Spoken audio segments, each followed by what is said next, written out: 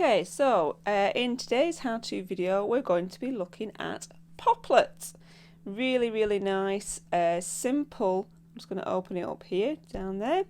Really nice and simple app, open-ended app that can be used for a whole range of subjects, and it's possible for the children to use and also great as a teaching tool as well.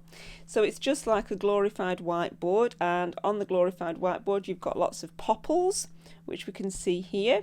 These are all popples, and the board in its entirety, when you've filled it with popples, is called a Popplet.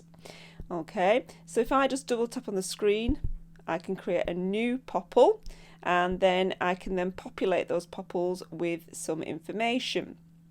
I'm just going to delete some, so just press the cross, and like that, and like that, and like that, and then I've got the ability to move them around the screen. Now you notice these ones are connected. Okay, so if I wanted to connect another popple to a previous popple, I just drag the arrow there, the line there, and it just connects it together, so you can see a sequence of events or a flow of information or ideas. I can then tap each popple individually, and I can enter some information. I can change the colour, so I can make each one a slightly different colour if I wanted to. I wasn't trying to define something and point something out. I can put text into there, like that. I can draw in the box, like that. I can add a photograph, like that.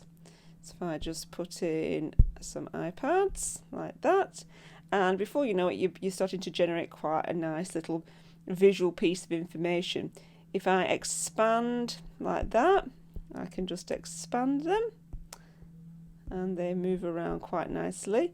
You have got to be careful though that when you use this, that you keep your popples to begin with all within screen size, because you're going to export it at the end to a JPEG, and obviously that photograph has to be within the view of the screen.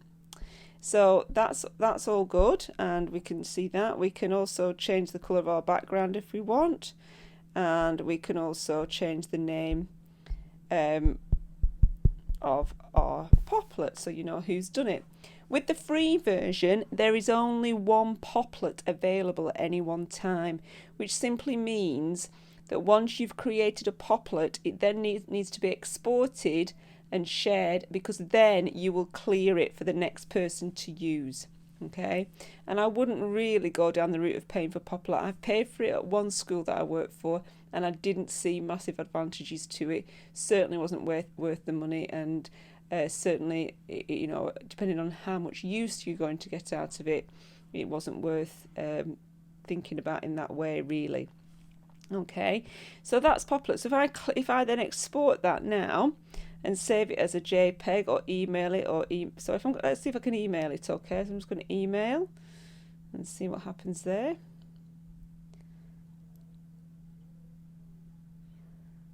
I'm just going to export. So I'll go back to export. Forget that. I'll go back to export, and I'm just going to press save as JPEG. It'll go to the photo library, and then if you open your photo library up, you'll then be able to see your Popplet there that you can then print off or share in some other way electronically, trying to obviously save paper if we can. So that's Popplet. Really nice little app. Becomes quite versatile the more that you use it, and I would highly recommend it, so go and give it a try. Thanks for watching. Bye.